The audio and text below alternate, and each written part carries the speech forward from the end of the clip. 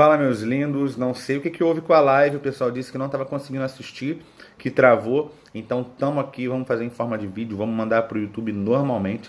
Você não vai ficar sem o seu conteúdo de quarta-feira. E hoje, uma parábola que está ardendo muito o meu coração é a parábola do bom samaritano. Nós falamos agora da parábola da ovelha perdida, do filho pródigo e da dracma perdida. E aí, hoje, eu entrei na parábola do bom samaritano. Eu falei, cara, quer saber?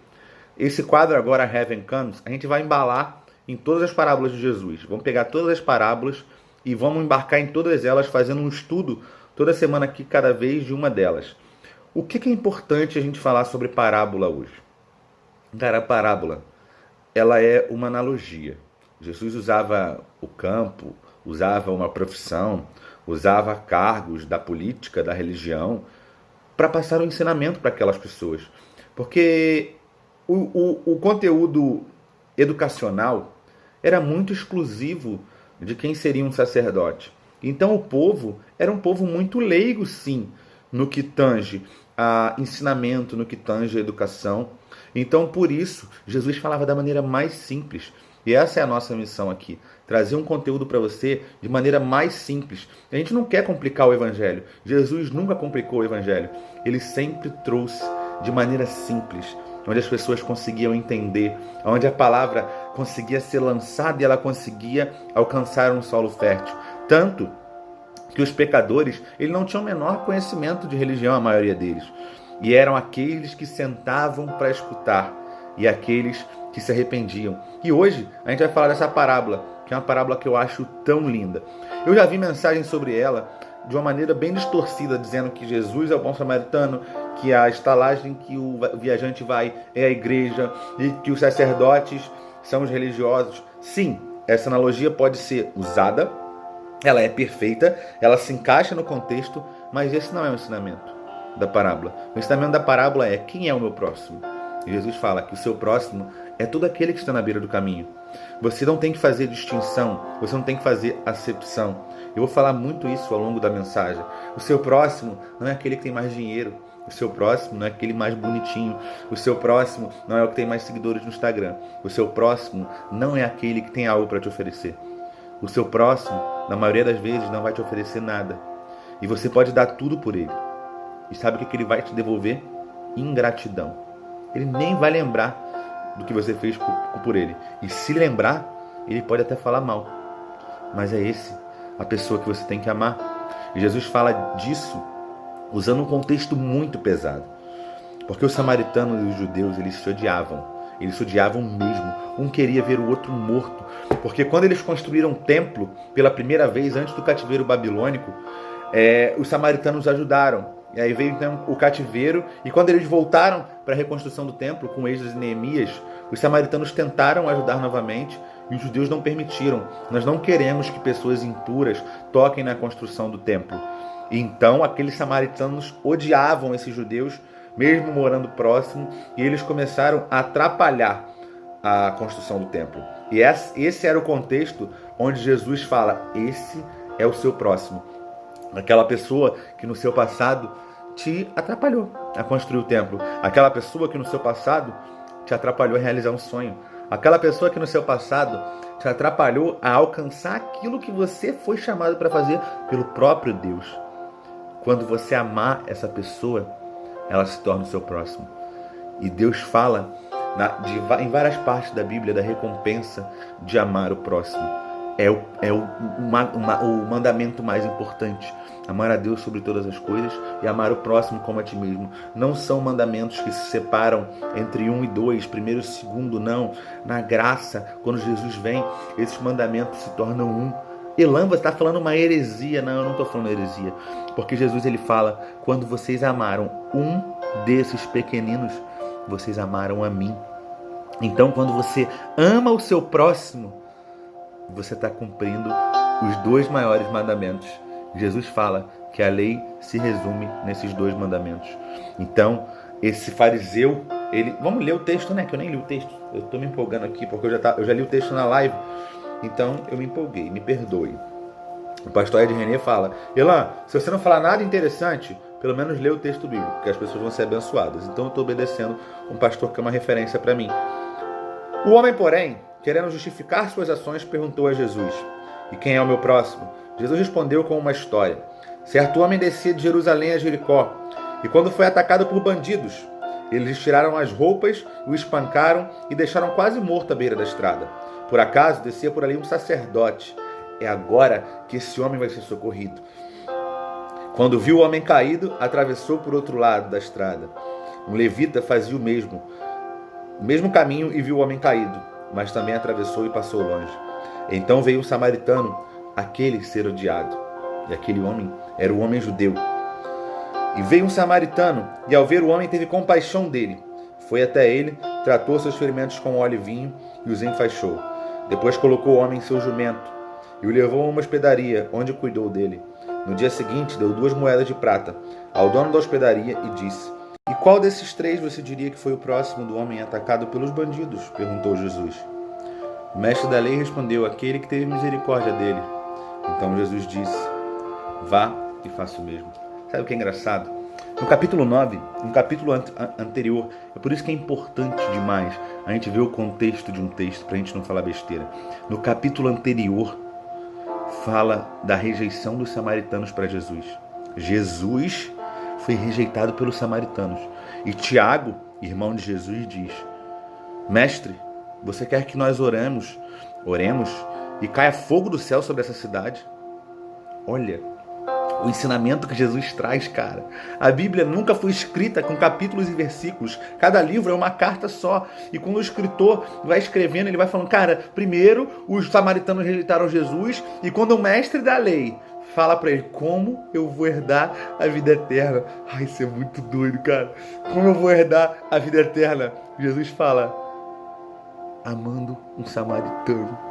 Aquele que impediu que eu passasse pela cidade, aquele que me rejeitou, aquele que não me aceitou, amando essa pessoa. É esse o ensinamento dessa parábola. Não só a compaixão, mas o amor pelo próximo, um amor verdadeiro, um amor que não cobra, um amor que não pede nada em troca, e um amor que quando você dá tudo para aquela pessoa e aquela pessoa é ingrata, você fala: cara, se você soubesse o quanto eu te amo, você me daria um abraço, ao invés de ingratidão. É um amor que tudo crê, tudo espera e tudo suporta. Elan, você deve estar falando coisas loucas. Falar da palavra é muito fácil, mas viver a palavra é difícil. Sim, tem muita coisa difícil viver na palavra, mas tem algo que nenhuma condenação há contra mim, é de não amar as pessoas. Eu sou uma pessoa muito querida e eu não sou odiado em nenhum lugar que eu vou. Muito pelo contrário, eu sou muito amado, eu sempre sou muito aceito, porque o que eu amo são vidas. O meu chamado é para pastorear, então eu amo pessoas. Eu amo essa questão de estar junto, eu amo essa questão de pegar o cara que não é nada, o cara que não é ninguém, o cara que é rejeitado e falar: senta aqui, mano, eu te amo, você é especial para mim, assim como você é especial para ele. Cada um tem uma história única, e a sua é única, o seu sonho é único, o seu chamado é único, você é especial. Por mais que você seja um samaritano, por mais que você me ache um idiota, soberbo, sei lá mais o que você pode pensar sobre mim, mano, eu tô aqui com o coração aberto, completamente disposto a te amar. Deixa eu te amar, cara, e vamos crescer junto. Esse é o ensinamento dessa parábola. Eu nem sei que eu tô falando isso, eu vou tentar voltar pro texto. Uma sociedade individualista. A gente caminha passos largos para morar numa redoma de vidro, cara.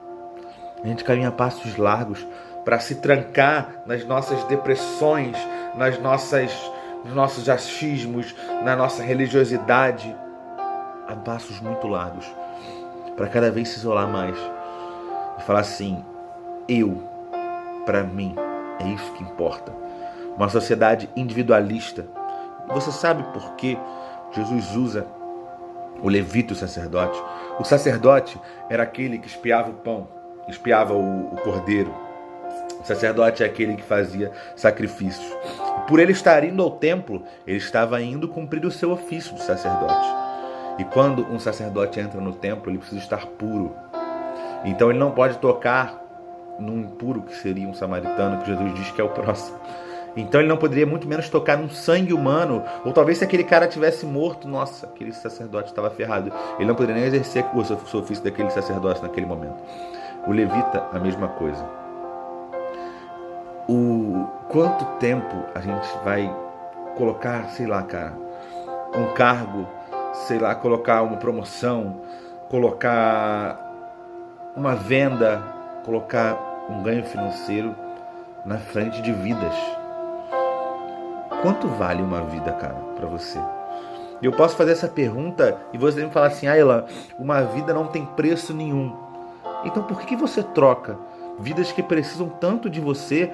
E eu digo da sua família, e eu digo dos seus amigos, e eu digo de pessoas estranhas como o seu próximo samaritano. Por que você troca isso por uma venda no trabalho? Ou sei lá, por mais o quê? Por que você não ama esse próximo? Por que você não tem compaixão desse próximo? A nossa sociedade, ela caminha num ritmo muito acelerado. As pessoas não pensam por si só. Foi feito um estudo com seminaristas, onde esses seminaristas estavam indo pregar sobre compaixão. E quando eles estão indo pregar, os pastores começam a falar com eles: ó, vocês estão atrasados, para testá-los. E no meio do caminho havia um mendigo colocado para testá-los. E cara, 10% desses seminaristas que estavam indo pregar sobre compaixão foram reprovados naquela palavra que eles iam ministrar. 90% foi reprovado, somente 10% parou para ouvir, para falar e para amar. Esse é o nosso trabalho aqui. Esse é o nosso chamado aqui.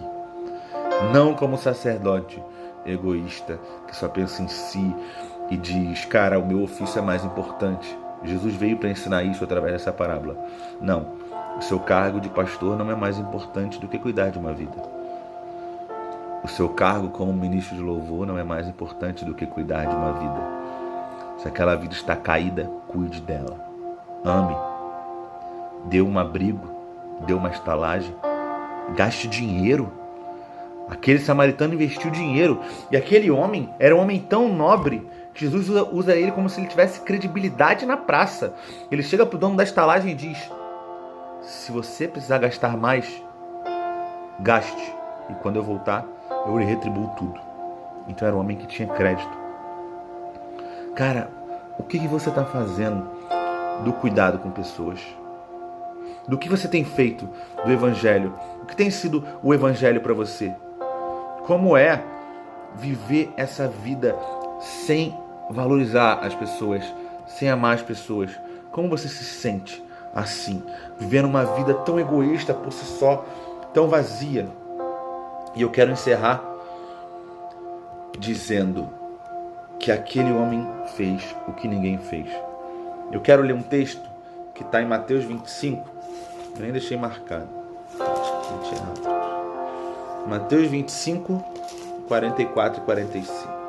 É bem rápido.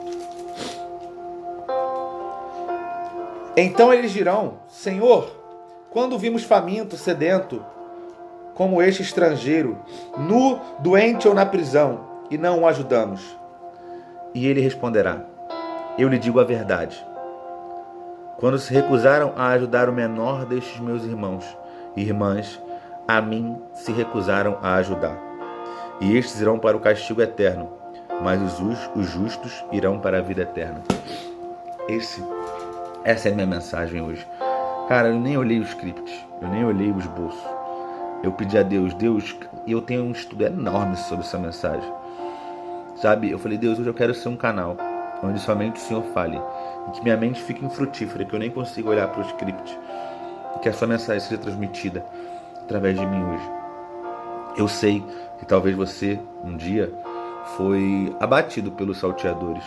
Eu sei que talvez esses salteadores poderiam ser os próprios levitas e sacerdotes. Eu sei que talvez você foi ferido pela sua família, talvez um abuso. Eu sei que você foi ferido por uma pessoa que você admirava muito, talvez o seu marido ou sua esposa. Eu sei que você foi ferido por aqueles que você depositou toda a sua fé e que deveriam te guiar, talvez um líder religioso. Mas hoje, nós estamos aqui somente para fazer o papel do bom samaritano, para dizer que existe uma estalagem, um lugar onde você vai ser amado, onde você vai ser cuidado. E esse lugar é caminhando com a gente. Se você quer caminhar com a gente, se você se sente sozinho, se você está trancado num quarto da depressão, cara, não deixa ela te vencer. Essa depressão não tem poder sobre você.